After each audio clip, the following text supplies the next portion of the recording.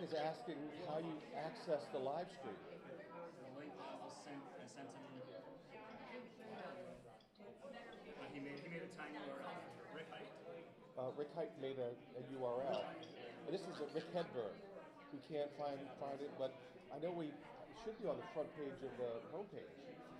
I see something here. You see it, Rick? I got it. Thank you, sir. You got it? Got it. Thank you. Glad to be of help. Yeah, thanks.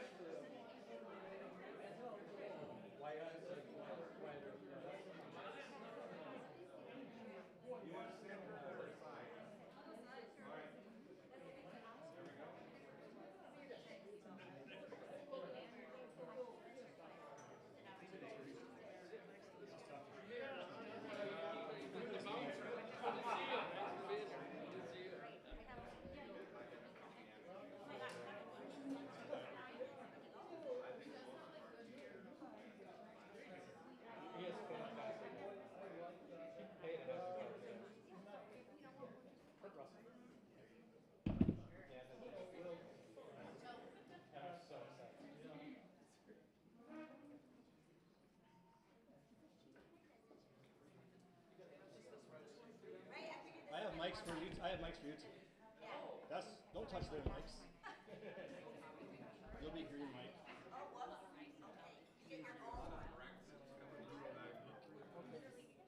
Are we? Whenever we're ready. We can get people moved forward, I think, now, but and then so maybe you get half the room and Alex gets half the room. Split the room in half.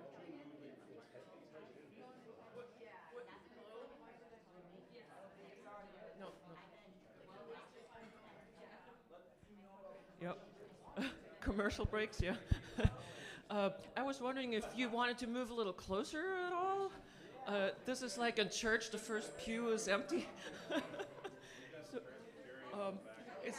Sometimes when people are coming in late, they're really reluctant to move into the front. So it would be nice if some more people could move forward.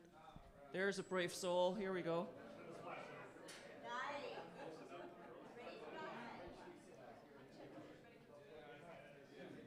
Thank you. I really appreciate it. Yep.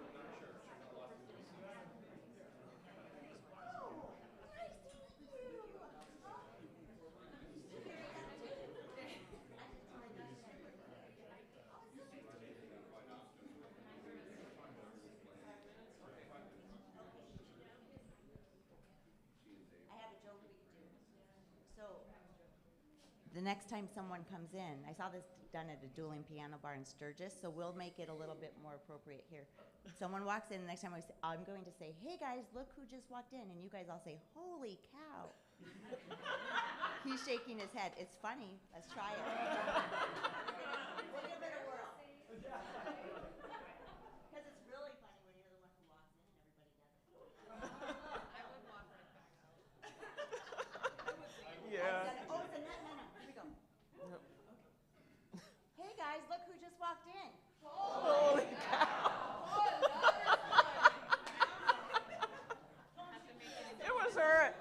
It was her idea. Hola. It wasn't Howard, they said it's Yeah. Okay, I think we'll get started maybe. I don't see any more bodies wandering in from the outside here. So welcome to the Campus Community Dialogues here in our beautiful Northwest Arts Center at Minot State University. And welcome to those watching online. I hope you get a good experience today. The Campus Community Dialogues, we started that so we have a forum to discuss really controversial topics in a civil manner, right? Not what's going on online now, bash, bash, bash, yell, yell. And we've had really good experiences here. And we really did tackle controversial topics in the past. We talked about gun control, legalization of pot. We talked about the value of religion in the public square. We talked about public square statues. Shall we take them down or not? Like, what's going on with that? And we even talked about if there are ghosts, if ghosts are real. So that was a fun one around Halloween one year. We had some paranormal people here. So we're tackling these controversial topics, and it's always been a really good experience. So I think we'll have another good one today. Today's topic is who should decide what gets taught in public school? Should it be the parents? Should it be the teachers? Should it be administrators? Should it be professors in those areas? The topics that we're teaching, should math professors tell you what you should learn for math in elementary school? Or should it be your neighbor, your church groups? Or who should have influence? Maybe all of those people have influence on some level. And as a biologist, of course, for me, what comes to mind is the Stokes monkey trial from 1925. And so that's a long time ago now, almost 100 years. And that was about the teaching of evolution in school. And that topic has gone away a little bit, although sometimes it does rear its ugly head still to this day about evolution. Nowadays, it seems more about how much should kids hear about non-traditional families and this whole thing about critical race theory, right? So how are we teaching history? So it's not a new topic. It's just fresh right now again, but this has been around for a while.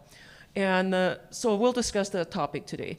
And we have a panelist of 3 people today, and maybe I'll start with Chelsie. So this is Chelsie Hultz. She's a professor of curriculum planning here at Minot State and a former teacher, correct? Yes, in fact, Logan Vettel, I taught him in 5th grade. Yep. Yep. Hey guys, look who just walked in.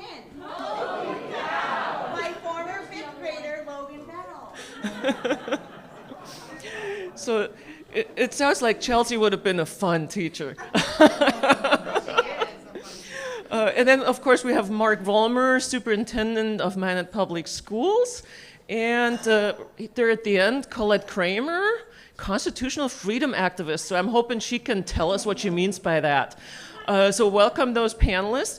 And what we'll do is we'll have each of them give a short opening statement. Maybe we'll go in the same order we're sitting here. And after that, we'll opening it up to the audience for questions. So raise your hand if you have a comment or a question. We'll try to get to you. We have 2 microphones getting around. It usually works pretty well. And don't forget there's snacks around the corner. So load up on coffee so you stay awake, although these discussions are usually lively enough that nobody falls asleep during them. And we'll get started.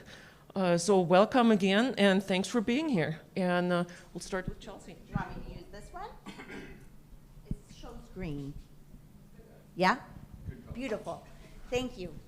All right. Well, I am very grateful to be here. And as alumni from my undergrad at Minot State, I'm a little bit biased to this university. And I don't believe you could pay tens and tens of dollars or thousands of dollars more different places, but you wouldn't leave more prepared than you do from this wonderful campus with wonderful people. And it was here that I began my undergraduate journey of becoming a teacher, and I think that I do well at it because I've been teaching my dolls since like I was in 3rd grade, and then Logan turned out okay, right? So I'm very grateful to have come full circle. I actually taught at Our Redeemer's Christian School 3rd grade for 4 years, and then I taught at Washington Elementary 5th grade for 6. And so Dr. Vollmer was, I can call him Mark now, I have his cell phone number, we text if needed. But he was my boss, and a wonderful man to work for. So as I've grown in my own philosophy of teaching and what it is and what the purpose is of education, I was reminded of here during the pandemic how much we're just so reliant on educators globally, even for our society to continue functioning and parents to go to work and all of those type of economic reasons just to have our students in school K-12. When that wasn't happening, right, and I think teacher mental health is my lifelong research topic because I believe that we don't get the respect most of the time in a lot of countries here in the Western Hemisphere anyway, but the purpose of education has to be the core of deciding, so what is it that needs to get taught? What's the purpose? That comes first. And my philosophy is the purpose of education is to help grow children into the next, not just citizens, but adults, to have a productive life. What does that look like for our students? There's a very witty book that was first published in 1939 under the pseudonym J. Abner Pettewell, but the Saber-Tooth Curriculum. And it's quite comical. In fact, really a lot of satire about the educational establishment and our unwillingness to change. So in the Stone Age, like, we need to teach stone throwing and fish grabbing and stuff, even though we found out there were better ways to do it, like throwing nets and what have you. And quite similarly, we have gone through, maybe we don't need to teach handwriting anymore because everything's typing, when current research shows that our brain and our synaptic pruning, our synaptic connections and everything, our neurons make better connections when we write things out. So handwriting has been re-established and expected in different districts nationwide as far as direct instruction. And so what stays and what goes, and who decides that? Because we have the laws saying, we ban critical race theory, and there's math that's racist and different things, and who decides where. I believe that when it comes right down to it, we need to be very transparent with what's going on in our classrooms. And I believe, contrary to a lot of public opinion that we hear, teachers are transparent. We want to be transparent. It's not like we're doing stuff under the rug or under the radar for the most part. Just like in any profession, though, of course, there's some bad apples where you'll hear stories, and of course, those are the ones that we focus on, right? But for the most part, what I've noticed is professionally, we like to say, this is, here, we're not trying to teach your children things that are hidden and secretive and all of this type of stuff. So I'm very grateful for the state of North Dakota. I know that recently Governor Burgum signed a bill where our high schoolers, depending on the school district and the school boards, can make decisions that perhaps they can go in and do more apprenticeships and trades and certain things like that, rather than needing to do very well on their math and reading and all of those standardized tests. Because heck, when the power went down with our last blizzard or snowstorm, I wish that there were even more people in the trades that could know how to help put up the poles and get everything back working again, right?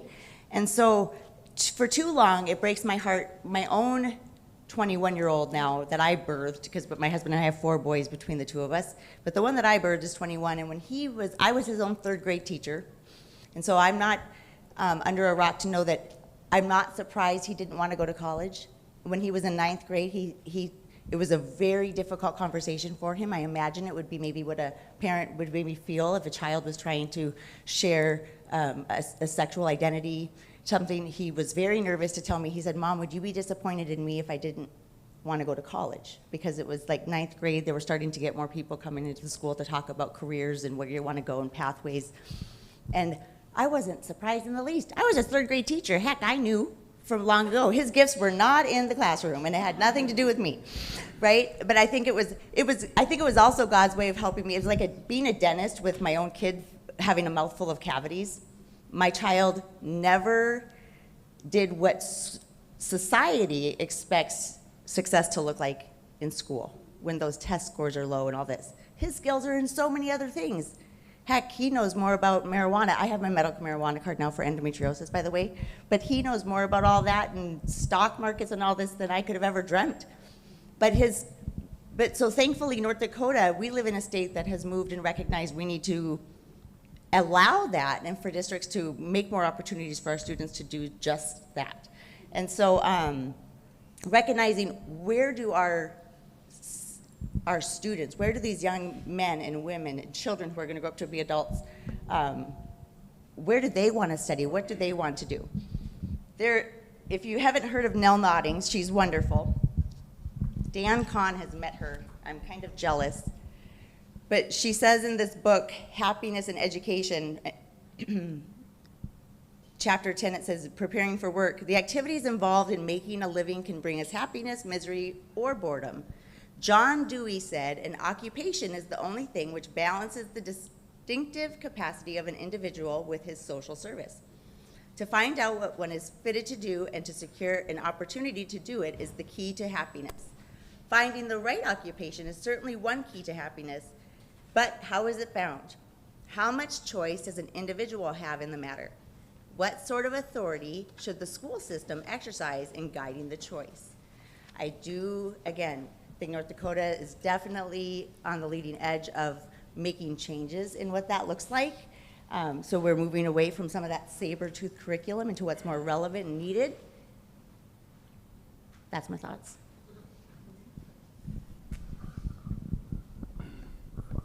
My name's Mark Vollmer, Superintendent of Minot Public Schools. That's a position I've held for 11 years. I don't know, I think if I would have slapped Jim Rossett when I was offered the job instead of saying yes, I probably would have been out on parole now. But here I am, 9 years at Magic City Campus before that. I have a very diverse work experience. I began my career in Yuma, Arizona, in a very high poverty school district. Moved back to North Dakota in 1991 or 2, somewhere in there. And I worked in the Turtle Mountain Indian Reservation for 6 years. Back to my hometown of Willow City for 4 years, where I had most of the teachers were my teachers when I was in high school, so I really didn't have a lot of latitude to be too naughty because they would remind me of things that I had done when I was in high school, and now Minot for 20. I have had great experiences in education every place I've gone. I have truly enjoyed public education. I believe it was a good fit for me. I don't know if all of my former students would say that, but we could survey some, I think, are here tonight, former coworkers. You know, it's an interesting world, and I think in my 20 years here in Minot, and I think it's up to about 32 now or something like that in education. There's an old adage that says that education is a federal interest, a state requirement, and a local action. Over the years, I think that line has really blurred.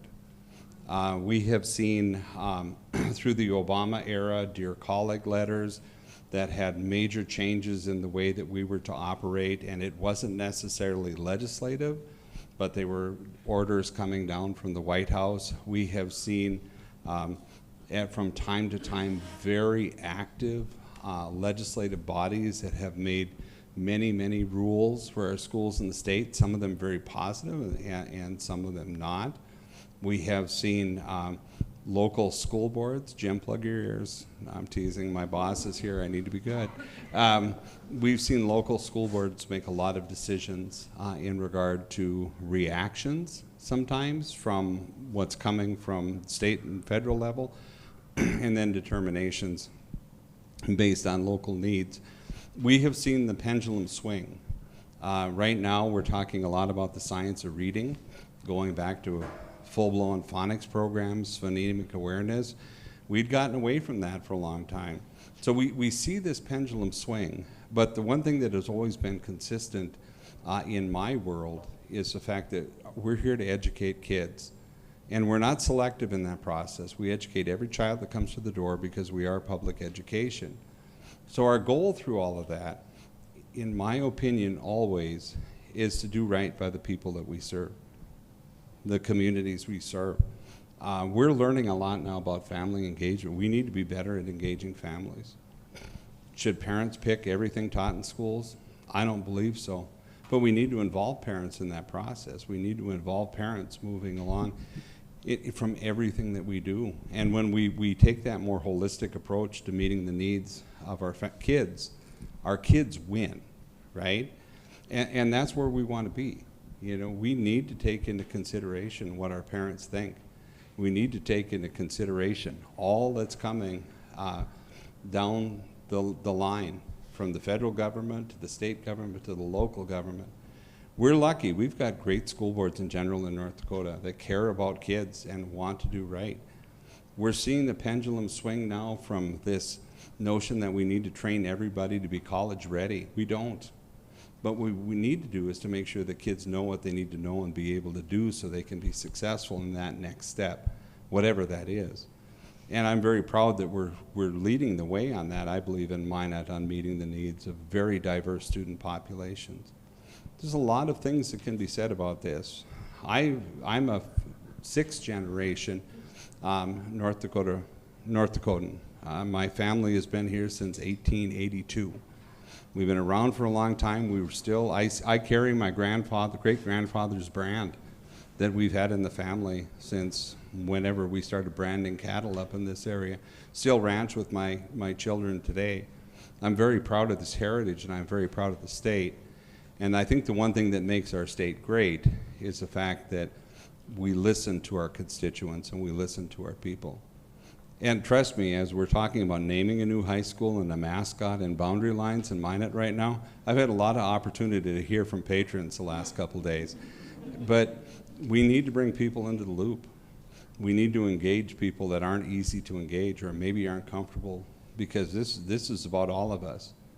And we have families that choose parochial education, good for them. We have families that choose to homeschool their children, good for them. We need families to do what they need to do. We need to reach out to families to include them in our educational processes and to do right by kids. That has been my mantra for 32 years in education. It will be until I retire.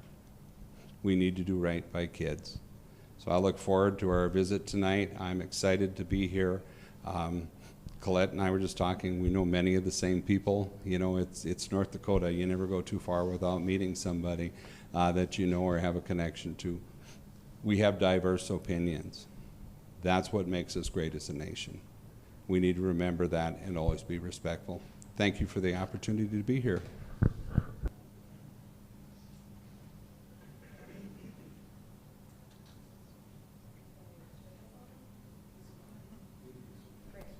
Got it? Okay. I'm Kolette Kramer. I live 30 miles east of Minot, excuse me, at Denby, known for the Denby Dairy and the Denby Schoolhouse. Nobody lives there, but it's there.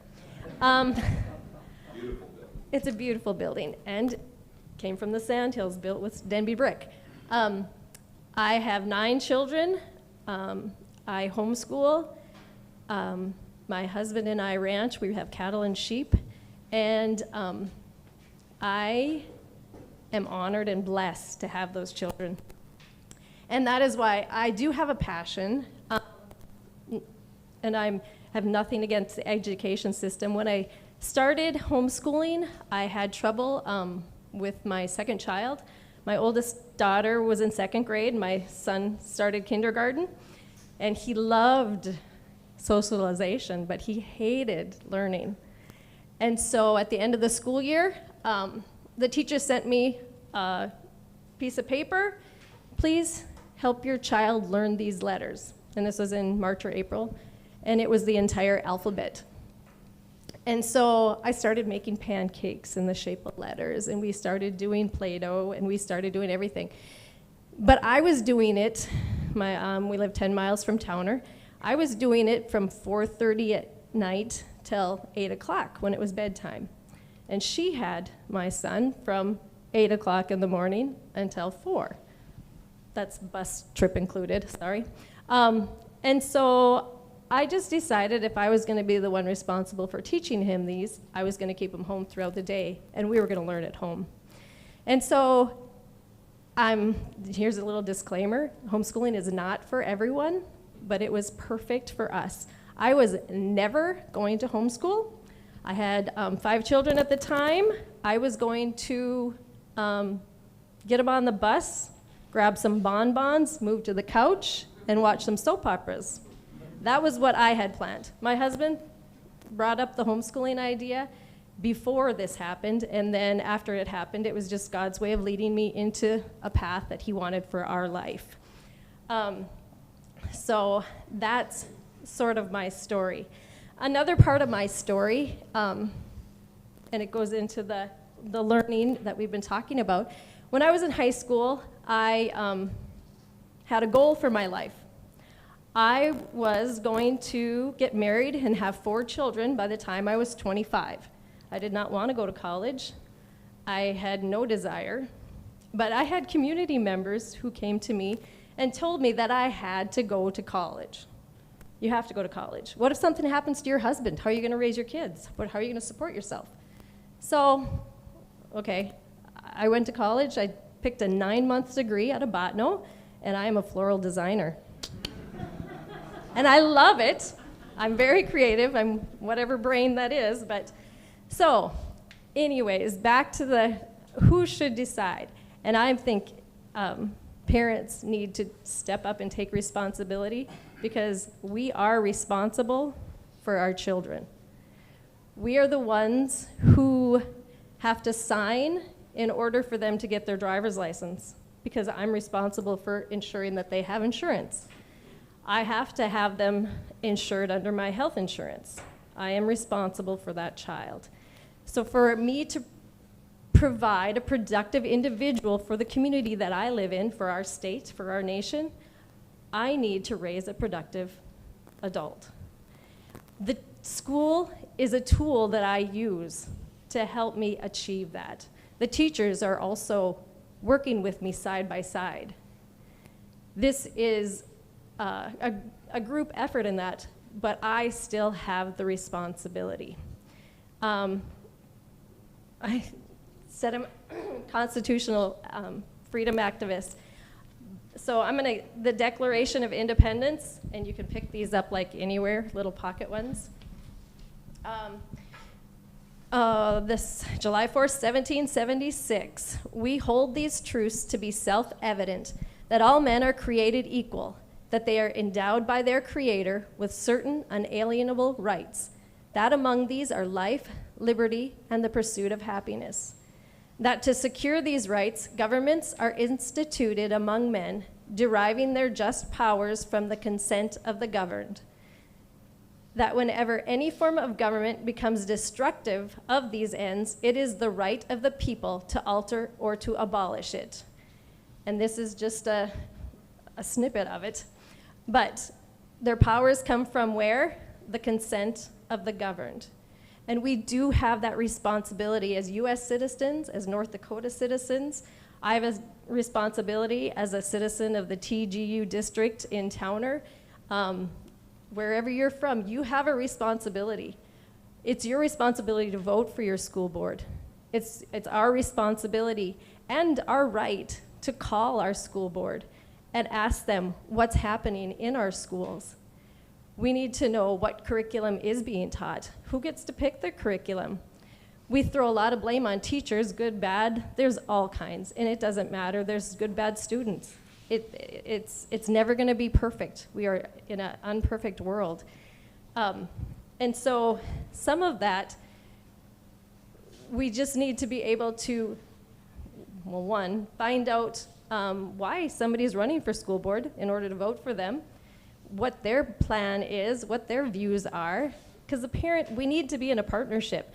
I know I heard that, I don't know what state it was or whatever, but they're trying to get, parents who come to the school boards as labeled as terrorists, which they're not. They care deeply, and they may be passionate. Some may be over-passionate, but they care deeply about their children, and that's why they're there. They want to know what's going on, and we should be aware of what's going on. There's other schools that have consent forms that the children have to sign saying they will not tell their parents that this is happening at their school. And that's wrong. It's like a division. The family unit is being threatened. We don't need to be divided. I'm on my child's side. Even as a superintendent and a teacher, we're on the same team. We're trying to get to the same goal. We want that student to be successful. And whether he goes to college, whether he is a lineman, whether he is digging ditches somewhere, it doesn't matter. We want them to be happy, we want them to be healthy, and we want them to find the purpose that God has planned for them. I also believe God gave me my children, and that's where my rights come from as well. My rights, but it's my responsibility and it's my duty. So I have Proverbs 22:12. It says, train up a child in the way he should go, and when he is old, he will not depart from it. And Deuteronomy 6:5-7 says, you shall love the Lord your God with all your heart, with all your soul, and with all your strength. And these words which I command you today shall be in your heart. You shall teach them diligently to your children, and shall talk of them when you sit in your house, when you walk by the way, when you lie down, and when you rise up. We are asked and called to teach our children, and that is the one thing that not everybody is called to do, but some people are. And so we do have that responsibility as parents to teach our children. Who teaches our children to speak? Who teaches our child to walk? Who teaches them to tie their shoes? And who teaches them the basics? The stove is hot. Sometimes it's by touching it, but of course, it's your environment. And so we as parents have that responsibility. We as parents also have that responsibility if our children are in a school setting to know the teacher. It's our responsibility to know how our kids are doing. It's our responsibility to talk to the teacher if they're failing. Same thing with the superintendent. I went to parent-teachers conferences when my children were in school, and I lined up an appointment with my principal. The same time, my husband and I went in there, and we went into his office, and he's like, why are you here? Well, I don't know, how are things going at school? And he's like, you're the first parents that have ever asked to see me at parent-teachers conference. I'm like, okay, can I come back? I don't know. I want to know what's going on. And so I don't find myself, I'm not a helicopter parent, but I am a parent who wants to know what's happening. So let's see, where else I have. Oh, also in the North Dakota Constitution, I had, and I have handouts here if anybody would like my notes. Of course, there's way more. Because we're in a time in our lives right now when we are wanting to maintain some control over our life. With the COVID and our rights have been restricted, it's a time not just in the school area but in every area where we need to know our rights and we need to be ready to pull them out of our pocket and say, these are my rights and I have them and you can't take them away from me. Because once we give them away, we'll never get them back. And so on the North Dakota Constitution, in the Article 1 in the Declaration of Rights, all individuals have certain inalienable rights, among which are those of enjoying and defending life and liberty. Once again, all political power is inherent in the people. The government is instituted for the protection, security, and benefit of the people. The free exercise and enjoyment of religious profession and worship without discrimination and preference shall be forever guaranteed in this state.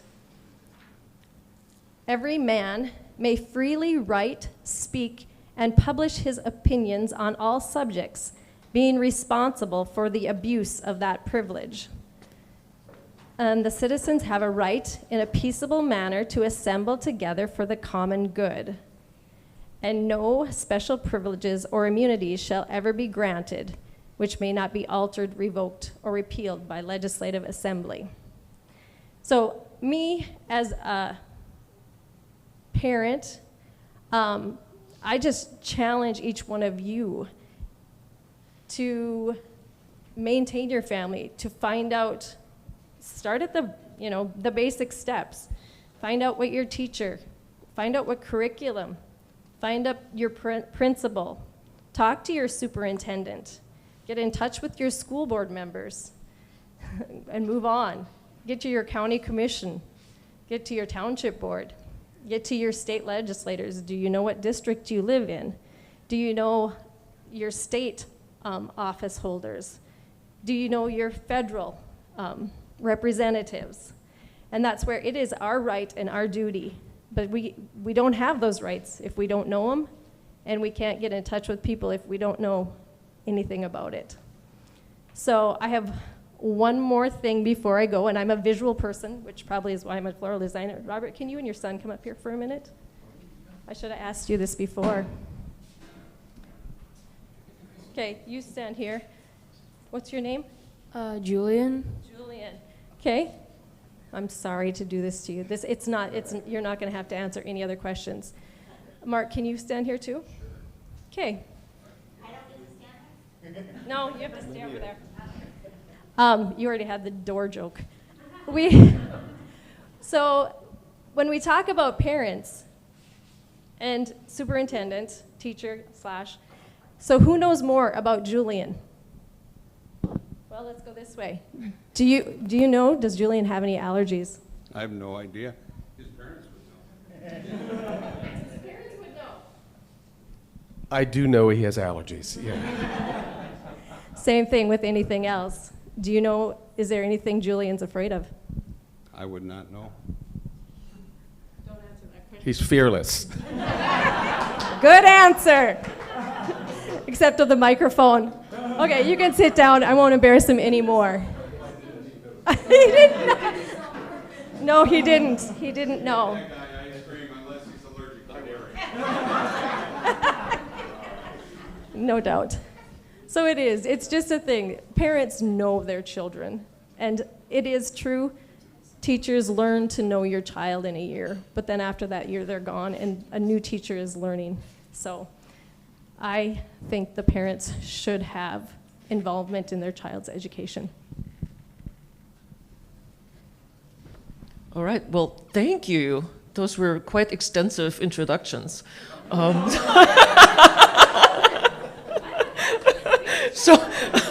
So grab a coffee, right? No. We'd like to open it up now to questions or comments from the audience. So who wants to start us out? Over there. Yeah, so I'll start out with something in relation to, I guess, the public education in America. So I graduated from Minot High in 2017, and I attend here at Minot State University. And I think this is a common topic that's discussed. But my senior year, I took, grade 12 English, whatever the other requirements were, and I had 2 electives as well as 2 off hours. But I think it comes down to, when you look at all these core classes, your science, your math, your English, all those basics.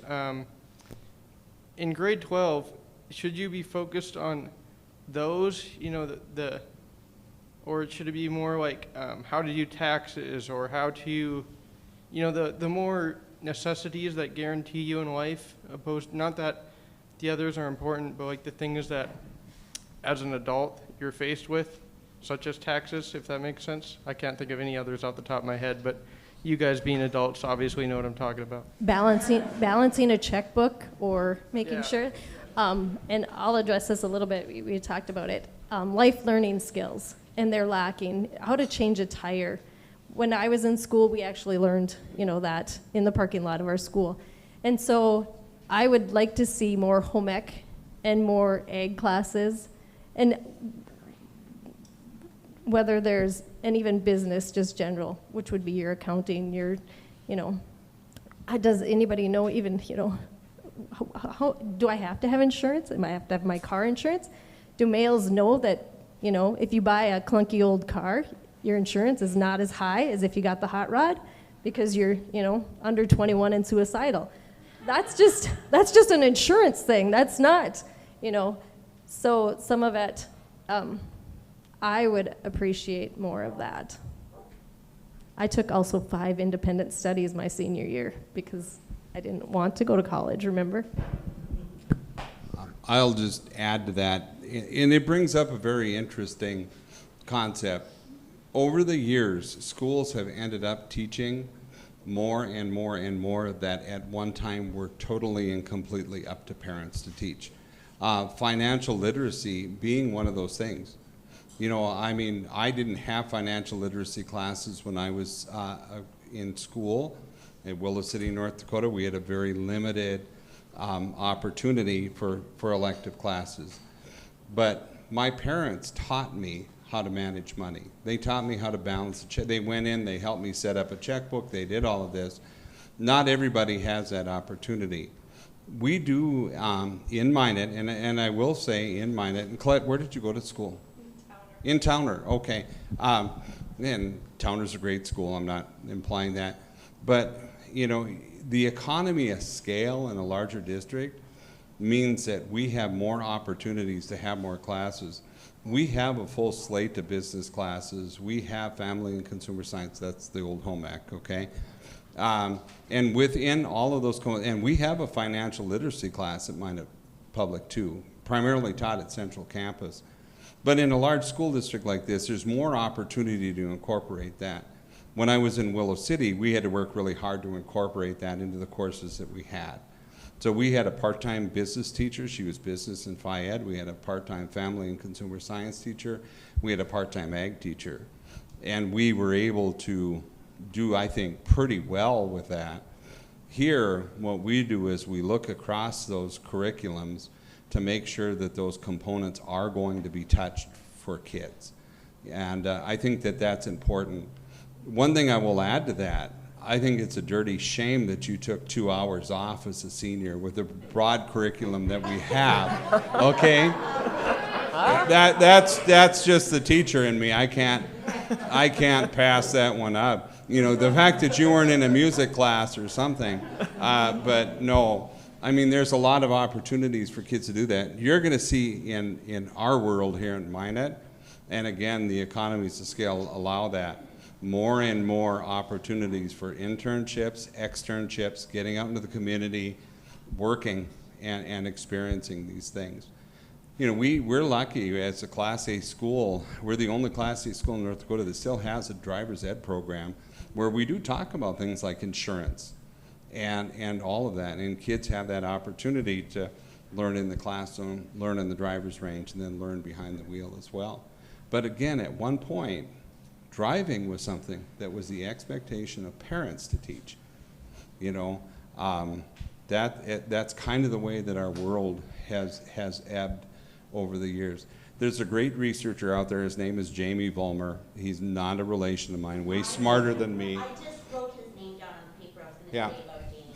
And he's got a list of things that at one time were or parent responsibilities, and now they're school responsibilities, including we're now responsible for determining whether or not kids are vaccinated or not. That's a parental decision in my world. That's a HIPAA violation in my world. Well, okay, but take that up with the state of North Dakota. I am. Yeah, or the feds. There we go. More to come. Okay, but no, I mean that's a reality. All of these things, and I'll reflect back, and I talked a little bit about my past. My grandfather was born in 1894 in a sod house by Omemee, North Dakota. Anybody know where Omemee is at? If you do, you get like, it's between, it is a Botno suburb, southern suburb. There we go. Yeah, directly between Botno and Willow City and Vollmer and that area. But he was born in a sod house. He did not go to school until he was a 6th grader because the family waited until the youngest child in the family was of school age, and then they all got them in the 4.5 miles to Omemee. My grandmother, on the other side of the family, 13 kids in the family, they grew up by Page, North Dakota, and they were big farmers, and my great-grandfather would keep the kids at home until usually late October, early November, the sheriff and the county superintendent of schools would come out and say, you have to get those kids to school. And then they would stay in school until the spring work started again, and they would end up then just leaving for the year, whatever the case is. In all of my treasure troves of junk that I keep, there is a report card from my grandmother's when she was in elementary school, and there was a part on there for the parent to write a comment, and my great-grandfather wrote on her report card, "This is my business, not yours." So, I mean, there's got to be some delineation there between what are parent responsibilities and what are school responsibilities. And from the federal government on down, we have become more and more responsible for that. And, you know, we have a lot of families that don't vaccinate their kids, and there's a process that they can go through, but it is more and more of a concern. But we, according to the state of North Dakota, we are required to document that information. But vaccines are recommended, not required. You can opt out, fill out the paperwork, which Depends on which one you talk about. But that's its own conflict night that we could do the next conversation. Yes. Dialogue. little Yes. known secret. Okay. Let's so not get that's the 5th grade sidetracked. teacher in me. We're going to go back on topic here. But Thank you. Jamie Vollmer, you first introduced me to Jamie Vollmer, but you were talking to all of us on, like, that when all of us go to the auditorium the day before school starts. Yeah. And That you life-changing event. yeah, that one big fun one. But I did take something away from that one. It was Jamie Vollmer, and I wanted to share the blueberry story. That's all you got out of that. Oh, man. I think you also encouraged us all to go on for higher education, and now I've got my doctorate. Thank you. So, but Jamie, so then I was like, oh, I want to share the blueberry story. Google the blueberry story. Go for the 8-minute video version, okay? But I wanted to show it in my Ed 284 class, Teaching Diverse Learners here on campus, when I was teaching evening courses while I still taught 5th grade. And I thought, so I purchased the DVD thinking, like, you know, to be more ethical. And several weeks later, I get a voicemail, and it was saying that it was Dr. Vollmer, and to please call him. And I was like, this was before I was on, like, a text message basis with Mark Vollmer. And I was like, oh my gosh, am I fired? Like, what did I do, right? 5th grade. No, it was the Jamie Vollmer that I ordered the stuff from. Yeah, he called me. I should have kept his cell phone number. But anyway, what I love about it is, and then whatever I bought, he called because he said, if you want to wait a little bit, I'm updating in a revised version. Do you want the original stuff, or do you want to wait for the new stuff? And I was just like, I'll take the original, but thanks for calling. So he obviously doesn't make it that big. Anyway, really smart guy. He was into business before he was into education. Funny, blueberry story. That's your homework when you leave tonight. But it has posters that came with the set that I have. It talks about everything, and this is what you shared with all of us that day, everything that's been added to teachers' plates over the decades. But nothing's been taken away. And it's like, oh my goodness gracious, no wonder there's not just a national teacher shortage, it's a global teacher shortage. Fewer and fewer people are entering the profession. Fewer and fewer people who do try to enter, even complete their programs or leave. This is not just in the United States, this is everywhere. But when we think about the blame that we put on teachers for all of this stuff, and like, oh, you're teaching sneaky stuff to our kids, and it's like, no, we're not. I mean, like, there might be the few, but please know that the rest, like, do talk to us, do know. But when Jamie Vollmer, when you talked about the pendulum swinging, I think it's more like a ping pong ball that ricochets off the cement. In my 11 years in the K-12 classroom, I taught pre-Common Core, during Common Core, and after Common Core. Yeah, right? And so you wonder why I study mental health for teachers. But, you know, and we think about the saber-tooth curriculum and who decides what gets taught. You talked about driver's ed. By the way, Minot State does have a driver's education program. We can teach driver's ed teachers. Pretty cool. But saber-tooth, how long are we going to need that? Because we have Tesla now, automated, like really, are we going to always need to do driver's ed even?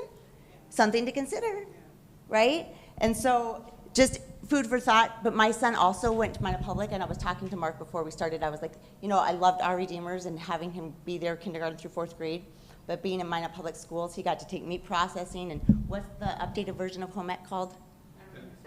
Yeah, he took a couple of semesters of that and made a pizza pillow and knows how to sew his own buttons. It's beautiful. And he took a couple of classes of botany, and he can grow some stuff, right? But thanks to Minot Public. Thank you. That's what they're known for. Yeah. Hey, yeah. Thank you, Kolette. Yeah. It's going to turn into a Jerry Springer show pretty soon. My students don't.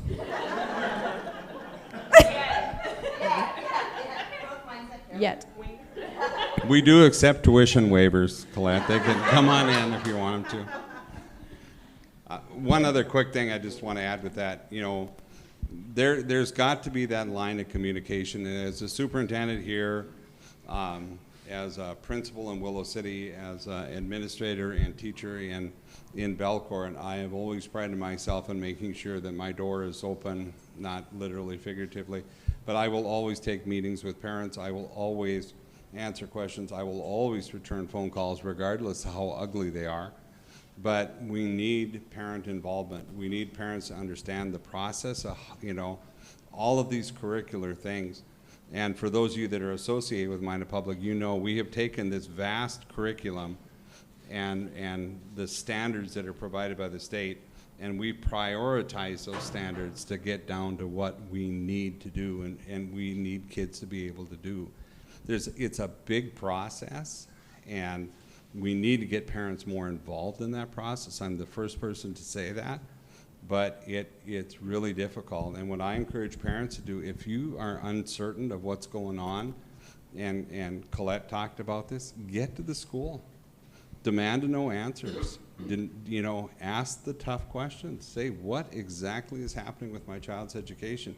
As a parent, you have a right to know that. And, you know, good educators will always make sure that parents get the right answers. And you might not always agree, but you'll get the answers that, you know, and begin that discussion.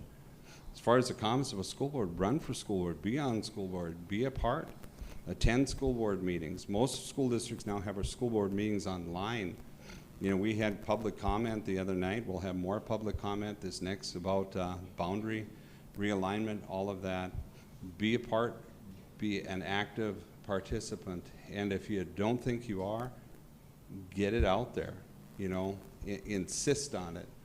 And I just think that that's such an important part. I will answer anybody's question that comes to me. You might not like my answer, we might disagree, we might agree to disagree, but we'll always walk away with an understanding that we know the direction we're going to go.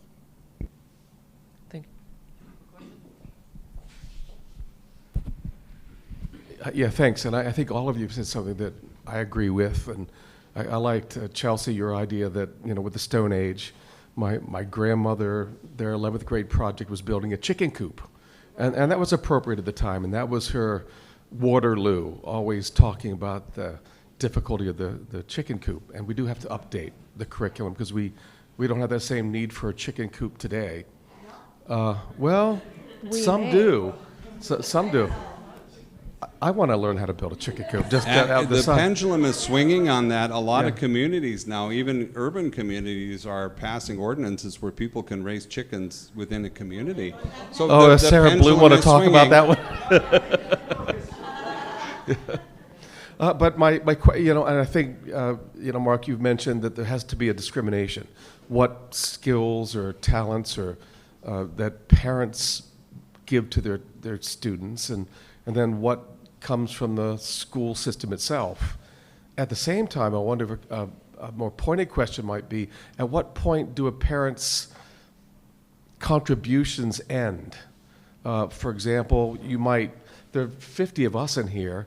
We all have a different idea of what our students' success looks like. And so if we were to listen to parents, try to determine what success looks like for their kids, and you've got 50 parents, 50 different kinds of success, how does a school board, how does a teacher, reconcile all of that? And it makes me think there are limits to which parents who do not know that much about higher learning skills have to defer to those who do. Likewise, administrators. I mean, I just think it's so fashionable, education. Every 5 years there's a new plan that Chelsie you talked about, and yet in the trenches it's the teachers who are dealing with it. So what should you do and what should you not do might be my question. I'll begin, and then Kolette, the microphone went up, so I think she's probably got some ideas too. I'm a firm believer in individualized educational plans. We have those for our special needs students. We have them for our gifted students. But we need to look at each child individually. Not every child is a four-year college student or university. And that's not in their makeup. They don't want to do it. Kolette didn't want to go to college, a four-year college, right? That's perfectly fine. I ended up, after years, getting a doctorate. My sons have associate's degrees in welding, and they farm and they ranch. And that's great. That is their passion. It's what they want to do. My passion is still farming and ranching, and I somewhere along the line got a doctorate. I don't make people call me Dr. Vollmer. I see only my ex-wife has to do that, okay? But, and her mother. They always said I never amount to anything. But, we got to look at this on an individual basis with our kids. We have kids, they need to be under a hood of a car, and they need to be learning specific skills. And we have other kids that are musical kids. They need to be exposed to as much music as possible. So when we talk about my pendulum swinging and Chelsea's ping pong ball bouncing around the room, I think you're going to see more and more independent studies. I think when we get to the junior and senior year of school in the next 5 or 10 years, I think in schools like Minot, you're going to see a lot of those kids not in school. They're going to be out on job sites. They're going to be working in the public. They're going to be developing those skills in the areas that they want to be.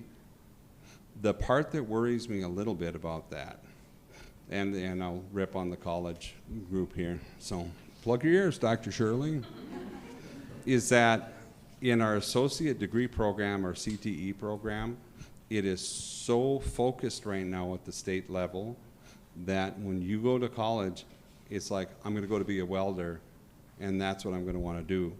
And just like we talk about, Kolette mentioned she knew she didn't want to go to college. We have a lot of people that they don't know yet, right?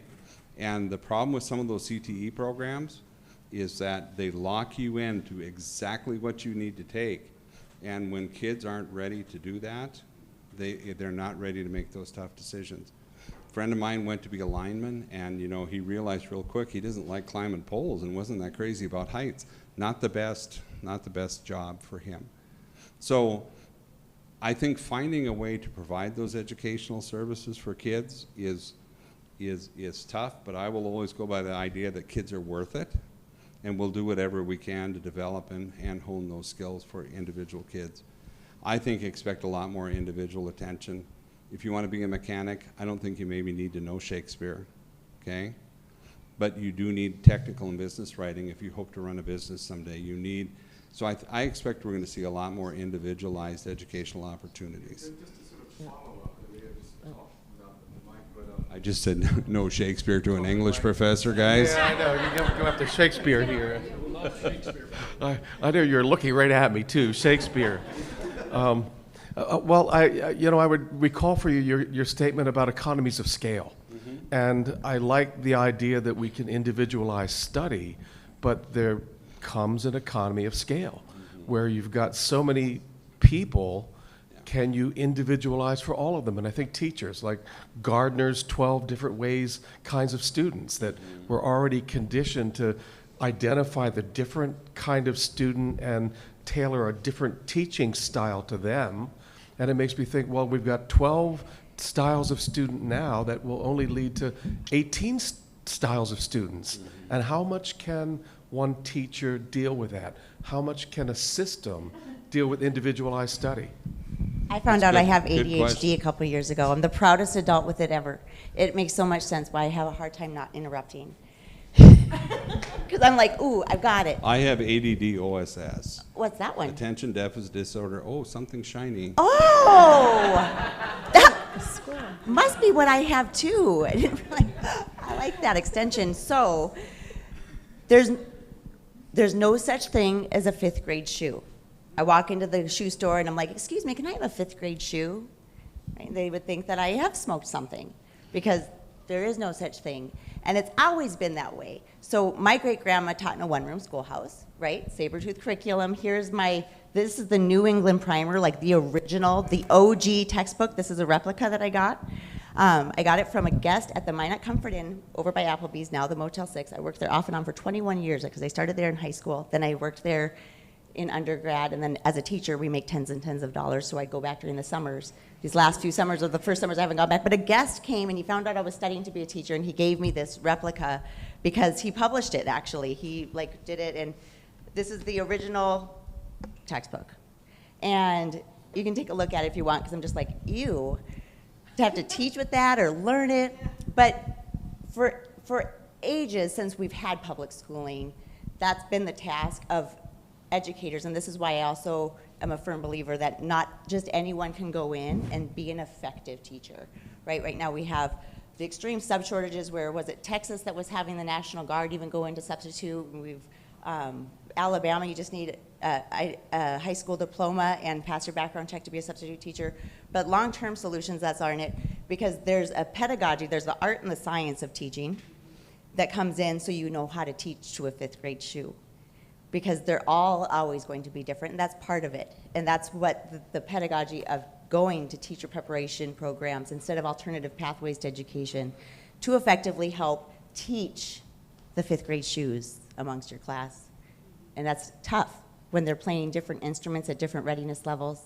Oscar loves you. That's our youngest son, and that's my spelter. So anyway, I love Terry Barnes, and anyway, okay. So, 5th grade shoes.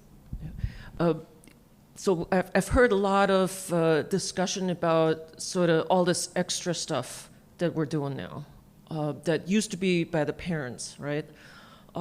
Maybe some of that has to do with societal change. Parents don't have the time anymore for some of that. So it would be probably worthwhile to get to the root of why is that? Why are parents not able or willing to provide those?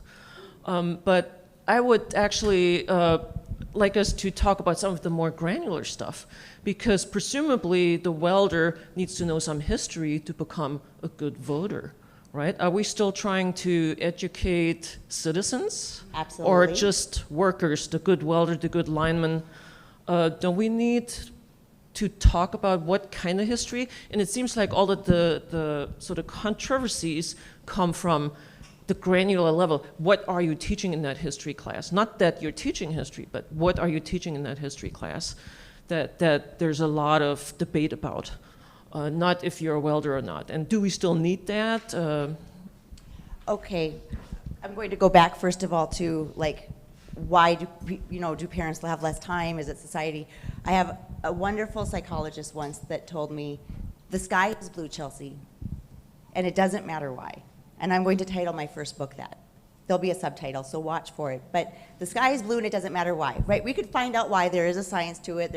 But the thing is that we need to pay attention to and figure out how to handle it when the storm clouds come in. How do we be prepared? How do we watch for the signs of the storm clouds? So how do we deal with what we have now?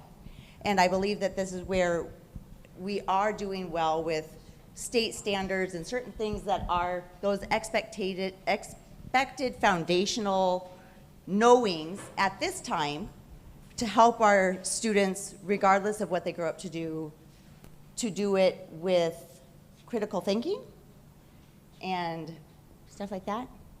I think so.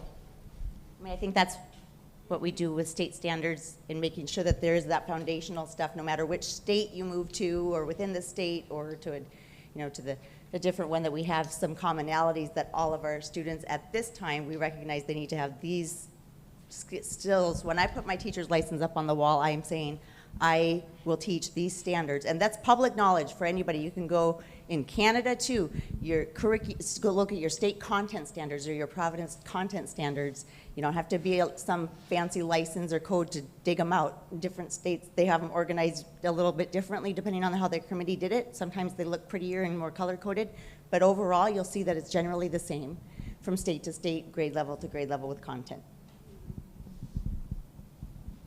And my thoughts on a lot of, we blame the superintendent, we blame the teacher, but federal funding should take a lot of blame, because along with federal funding, you have to do A, B, and C, or you don't get the money. And once a school gets the money, they'll never give it back, because we can't live without it. It's hard to cut, especially with inflation and more federal help. So it's easy to blame the person who represents, and which is why I want you involved in government too, because the state sets the standards. The state makes the laws that they have to gather the immunization records. The state makes the laws that says they have to teach North Dakota history. The state, and so the school can take a lot of the heat, but they're not the ones creating the problem either. And stepping back to colleges, and are you paying for your own college, or do you have help? And you don't have to answer if it's a private. So I'm very fortunate.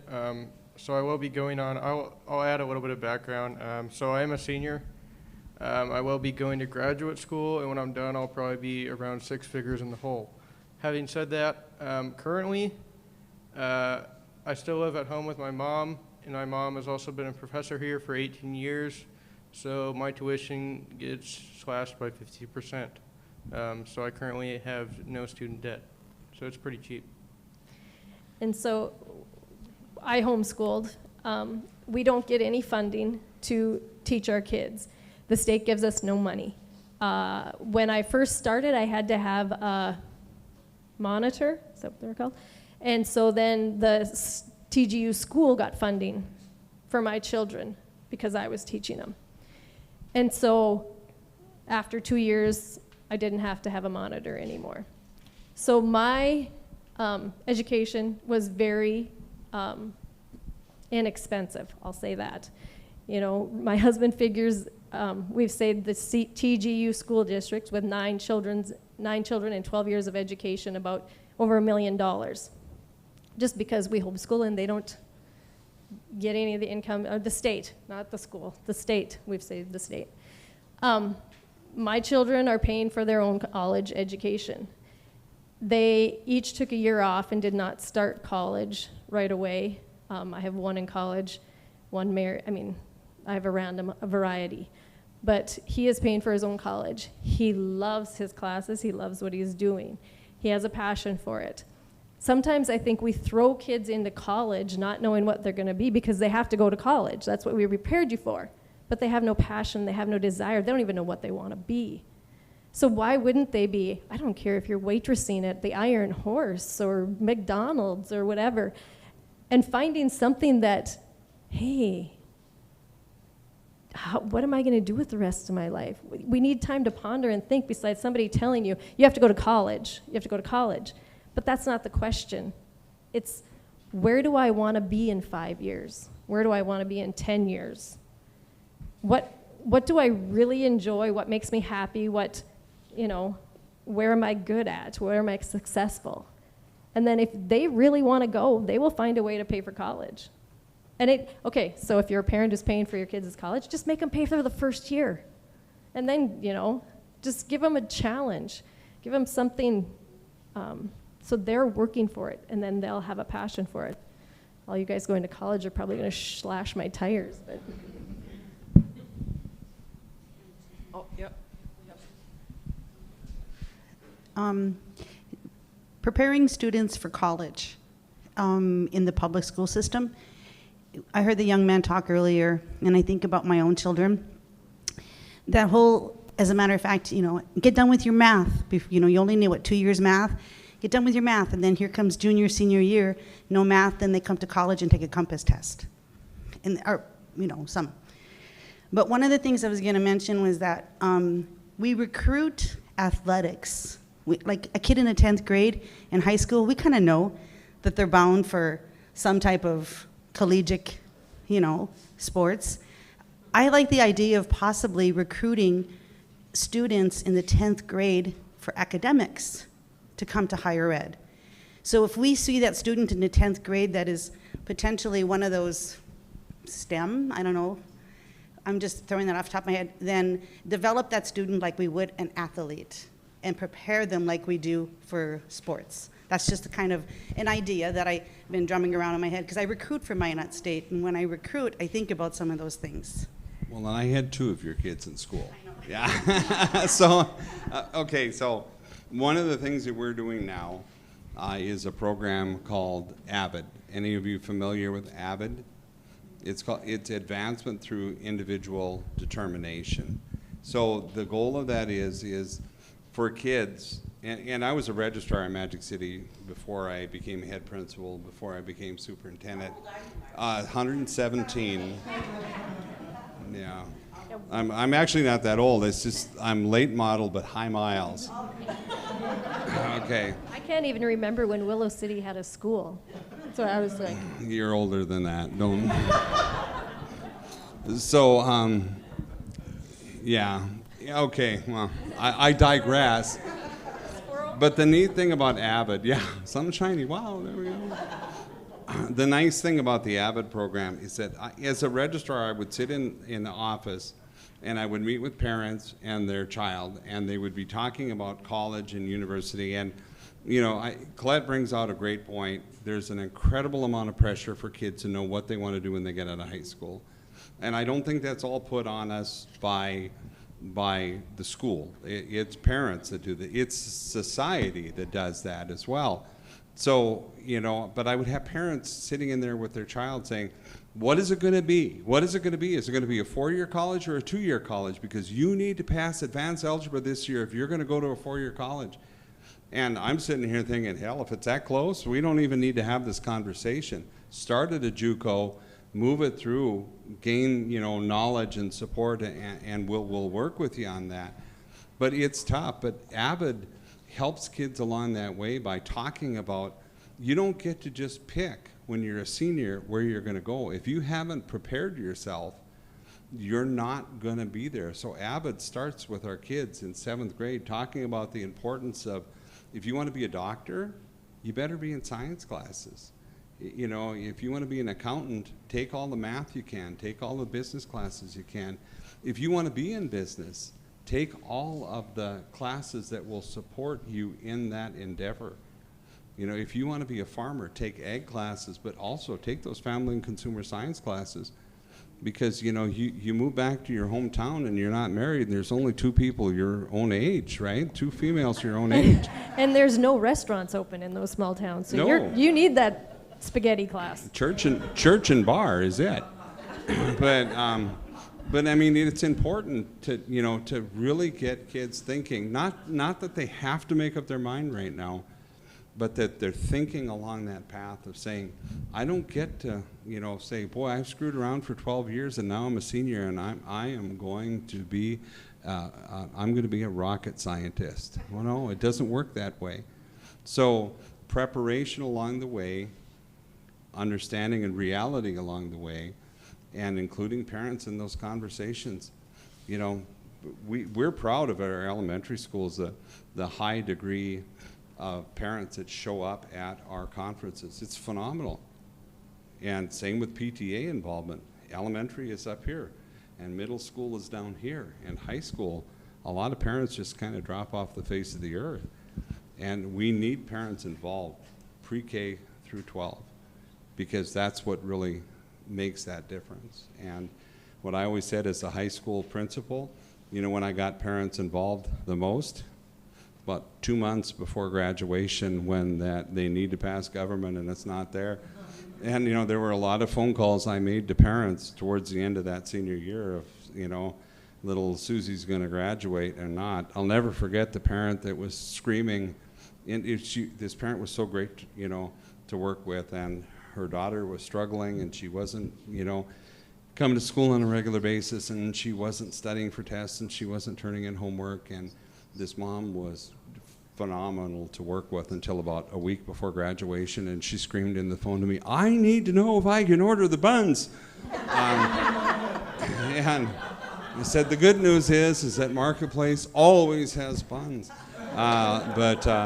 So every time in my lengthy career of being a high school principal, all 47 years, Chelsie, all of those years, I mean, whenever we got to make the call that somebody was going to graduate, and he'd say, call and tell them they can order the buns.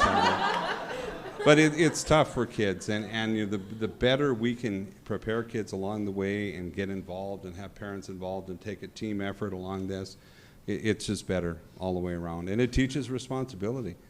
I used to be so nervous saying, God, I hope he goes home and studies for that government test, because if he doesn't, he's not going to graduate. And I'm thinking, why? I passed government. I don't need to pass government again. The kid needs to be the one to take it seriously. I talk big like this, and I look out at my car in the parking lot, and I got gas, and I forgot to close the gas cap. So don't listen to a word I'm saying.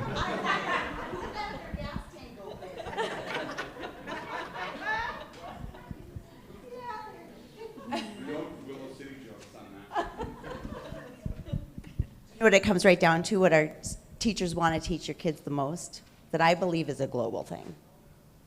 Mark Vollmer, I wish I could, oh man, I wish I could write a big marker board. I know what he'll say when I say what's the number one thing that's important to classroom management, and at the end of the day, what it is that you do for your students, and it's going to start with an R and end with an S. The number one thing that matters for classroom management. Rules. No! Relationships. Well, oh yeah. He's drilled that in for so long. He teaches love and logic. He's like BFFs with Jim and Charles Fay, love and logic, but relationships, and we care about teaching humans to be kind and loving and helping with things like Ukraine is dealing with, right? To be loving, kind humans. But most importantly, love and logic. You hand the problem back to the kid and you say, yes, you created a problem, we need you to fix it. Yep. Prison waiting rooms around this nation are filled with parents who just felt so bad for their kids.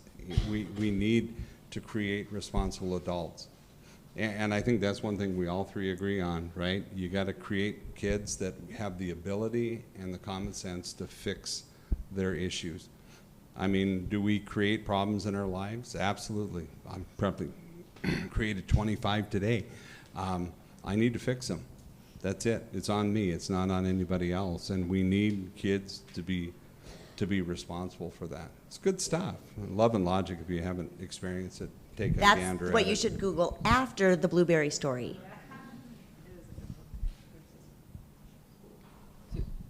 There are many, we talk a lot about... Microphone is coming from behind you. Okay.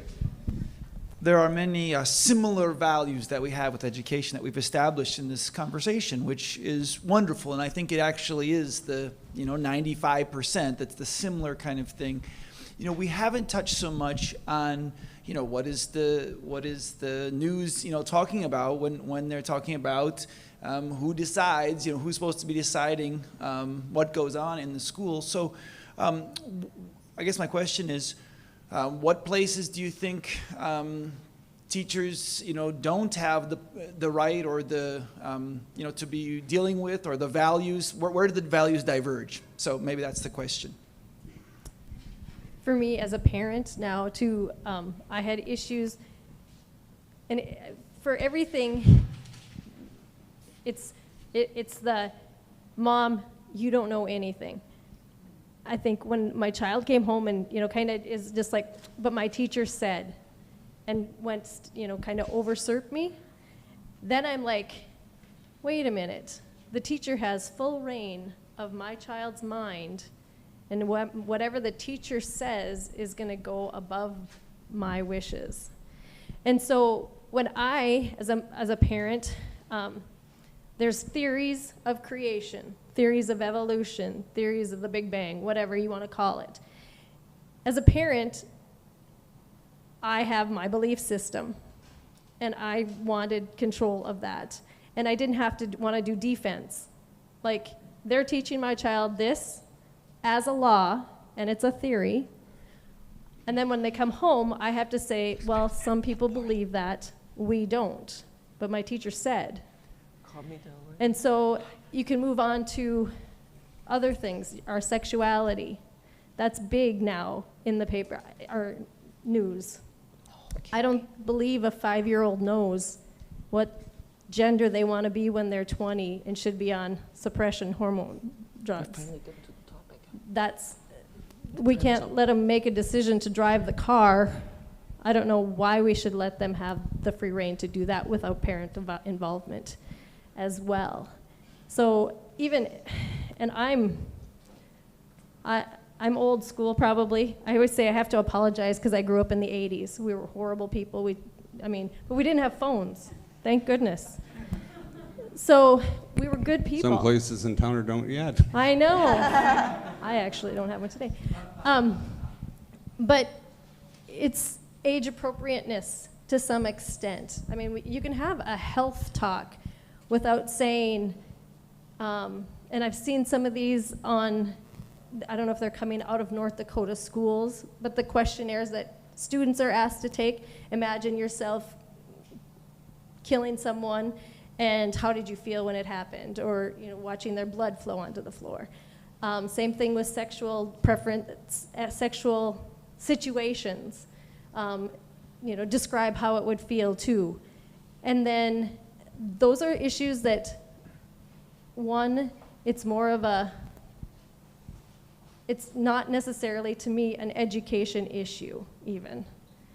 If I'm asking you if the world or the earth is flat or round, yes, teach my child basic science. That's proven. Don't give theories for everything. Can you just some of it? Can you rephrase your question before I respond to make sure that I stay really on topic? Because I know we're almost out of time. Rephrase it one more time. Oh boy. I was just talking about the diverging values. There's a lot of common values, but what are the diverging ones? Yep. Because and what I think that we issues have to are be in the very news? careful. I think where you and I agree, for sure, is I also profess to be a Christian. And what I love about being in higher education is I feel like I have a little bit more relaxed legal ways to be able to go ahead and share that. Because in K-12, unless a student were to write out, ask me, and I will sit down because I got my teacher self going. But I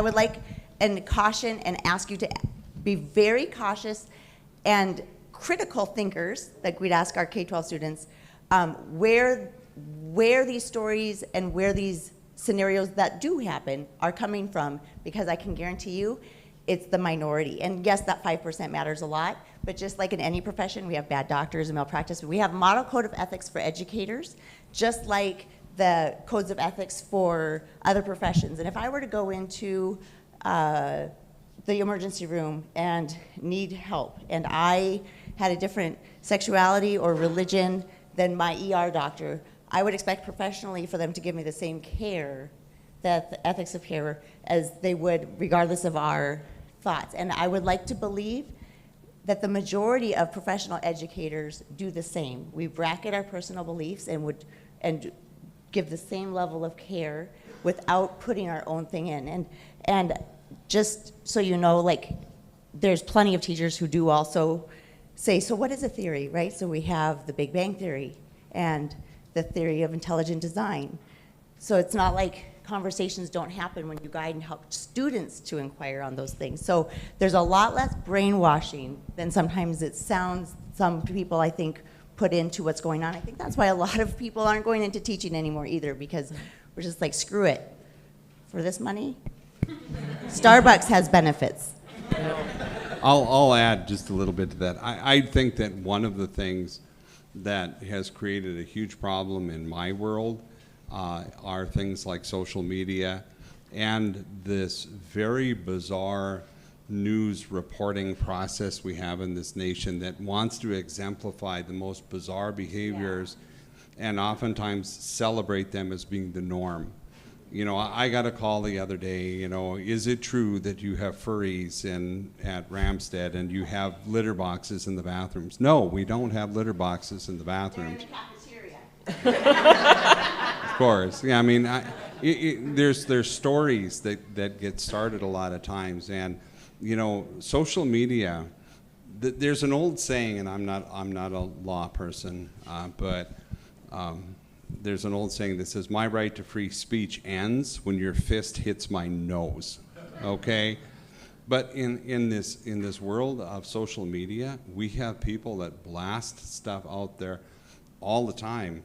And I get after my 83-year-old mother. They still live out on the farm, and she called me one Saturday, and she knew I was up at our ranch. It was a couple miles away, and she said, could you come over? My iPad is broken.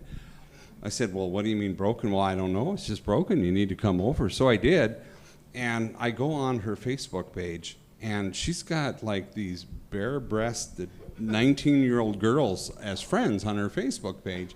And I said, what? Well, it just seems really rude when somebody wants to be your friend and you say no. And then she says, well, I just figured they were girls you guys knew when you were in college. It's like, maybe they're grandmothers. Come on.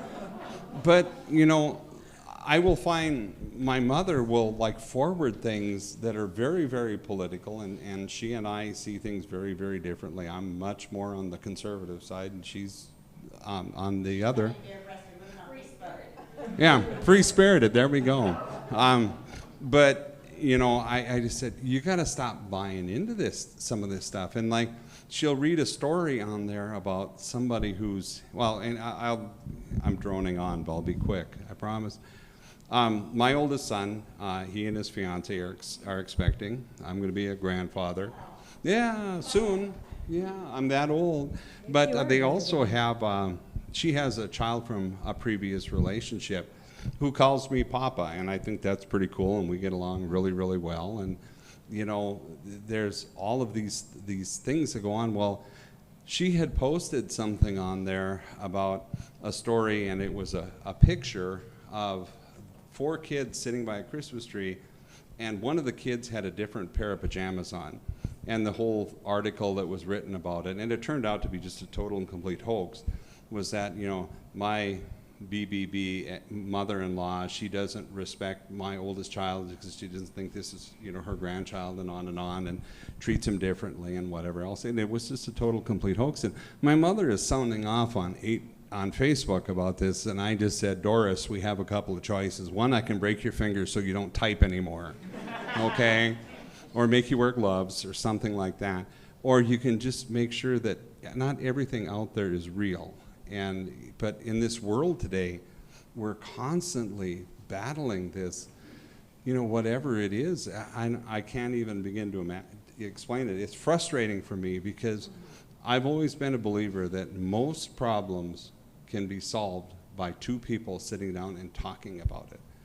It isn't solved when it's blasted out on Facebook, or when there's an inflammatory news story or something else done. We got to remember to be people. Regardless of what side you're on this, talk to people. Have the guts to confront and be real about issues. Yeah. Well, thank you very much. I think I was told, oh, okay, I'm sorry. And I agree, but it goes back to go to your schools, find out what's taught. Because some of the stories I have are from my district. There are no books in the high school library. Why is that? I have no idea. There's an issue with the junior high reading material in English, which, once again, if a parent can't come and read it at a school board meeting because it's not appropriate, a 7th grader should not be reading it. So I would just encourage you as parents to, one, get involved, to know what's happening, and to, you know, be active and ask questions of your children as well, and your superintendent. And tell those disgruntled parents that we take tuition-waived kids even from Towner. So. I'm homeschooling. Well, thank you very much. I think we've heard some comments here today that were interesting to a scientist. to say the least, and to me really indicate that we need more science in school. And there are strict definitions of what a theory is, and it's not just an educated guess. But before I get too into it, I think I better leave it at that. I was hoping for more discussion on the granular details. How do you decide what gets taught in specific classes? And yes, parents should get involved, but if parents don't know what science is and they want to dictate to teachers what science is, then I have a problem. So I don't want to leave on that note, but in my mind, we didn't talk enough about that type of stuff that goes on politically right now in the nation. And I see it as a very scary thing that's happening. So, but thank you everyone for coming. And we'll see what we'll have for the topic next time, right? Final comments, and I think Greg needs to say something. Oh, Greg? Where's Greg? Oh, there he is. Do you want a microphone? Actually, we did have somebody with a question, I think. Oh, no. Do you have a question? I was wondering when I'm supposed to raise my hand. I was always... Yeah. Yeah. So I wanted to comment on how okay, so with gifted and talented stuff and gifted students and stuff. Okay, so I read something on the internet. I can't remember what psychiatrist it was, but it was talking about how with gifted students, they go on and they go on and they go on through school, and they don't develop the right studying skills at the same time as everybody else because they go through it a lot easier, and they go through it and they go through it, and then once they get to a certain point, they just kind of hit a wall where because they didn't develop the study habits that they needed at the time, and so when they hit that point where they can't keep going on raw intellect, it causes a whole ton of problems. And ever since I read that, I've been noticing with myself and a whole bunch of my friends, a bunch of my friends that are also were in gifted, it's just that really seems true. And with gifted and talented, well, that would help. It's mainly just STEM projects and STEAM projects, nothing of this type of tests that you need to study for. So those study habits aren't really ever developed when they should be for gifted kids. And then when they have to develop it, it's later on in life when their brains can't do it, develop those they can still develop those habits, but it's not as not as well. And I think that's another topic to do, because gifted and talented, there are school districts that are now doing away with gifted and talented programs. And so, do you gather them together? And do we gather together? And so, Logan, I think that's a very important conversation, because it's true, there's lacking, and so. Yeah. And you do not need a waiver to homeschool, and gifted and talented thrive because they can work at their own speed, and then they're challenged more because they advance at their own pace. So. I'm only giving you grief on that waiver thing. I'm talking about those other disgruntled parents out there. Send them to us. Well, no. One thing I will say on the gifted and talented quickly, there's a lot of research on that sometimes when kids, it's not that they're not challenged, but when you go to college and all of a sudden you're in with a whole bunch of kids that are really, really smart, and you realize that what's expected in college might be different than what you experienced in high school. Now, there's a lot of kids that go off to college and they're not necessarily successful. One is that parent support sometimes is gone. I mean, I was from Willow City. I went to the University in North Dakota. There were more people in my dorm than my hometown, right? And what bothered me the most was ambulances. And, close to my dorm there was a what? Well, no, not an ambulance bay, but a nursing home. And every evening, well, let's be honest, every evening somebody seemed to choke or something at supper, and down University Avenue comes the ambulances. And, that bothered me, because in my hometown, when you heard the ambulance, you knew it was somebody you knew, and it was a different lifestyle. So, all of those are experiences along the way. And, as Kolette mentioned, you can do a lot of gifted and talented education opportunities in homeschool. You can do it in public education. Bottom line, as far as I'm concerned, grow where you're planted. You know, we have great opportunities to be successful wherever, whether that's in a homeschool environment, a parochial environment, a public education environment. Do the best you can with what you got and where you're at. And that's what, you know, that's what makes us successful. So I do want to say it's been an honor to be here. Thank you. Thank you for coming.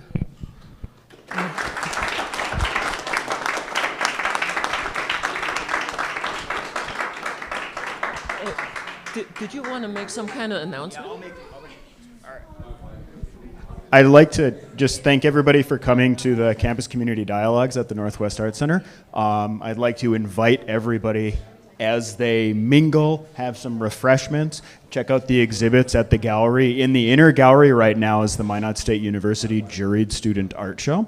So if you want to see what our students here at Minot State in the art department are doing, and not just the art department, the exhibition is open to all Minot State University students. And then we also have a new exhibit in the outer gallery. So once again, thank you all for coming. You can probably pester the panelists for more individual questions at this point too. I don't know if, but